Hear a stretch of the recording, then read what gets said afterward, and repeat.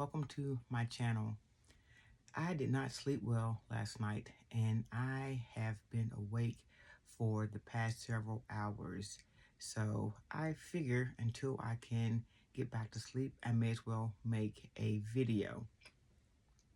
So when I couldn't sleep, I turned on the TV and something caught my eye. It was something on YouTube involving Nick Reiner. And I'm sure most of you have heard about Nick Reiner, who killed his parents, one of which was Rob Reiner. Rob Reiner made one of my favorite movies, and I just watched it again the other day when Harry Met Sally. I absolutely loved that movie. But anyway, when this first happened, they were saying that it was that Nick Reiner was a drug addict.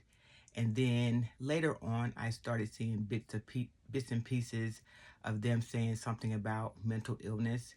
And I didn't click on because I figured that maybe they were just throwing the mental illness in there because he's a rich white guy and that they were going to use the mental illness angle. But this morning, I did click on the video, and apparently he does have a mental illness. He has been diagnosed with schizoaffective disorder. I have heard of that. I learned about it when I was taking a NAMI class. If you're not familiar with NAMI, that stands for the National Alliance of Mental Illness. And they offer free classes where you can learn about the different illnesses, the medication, and just different things surrounding mental illness. And then it's also an opportunity just to build, friendships with other people that are in similar situations. And you just also, learn there that you're not alone. And that's also attending these classes, meeting other people.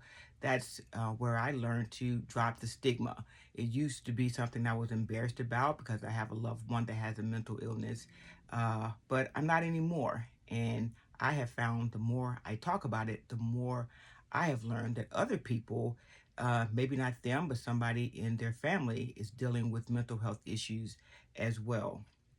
But anyway, schizoaffective disorder is a combination of schizophrenia and a mood disorder. And that mood disorder can be depression or bipolar.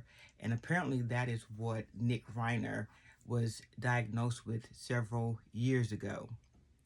So what happened to the Reiners, that happened to me. Obviously, I survived, but that did happen to me about 5 or so years ago.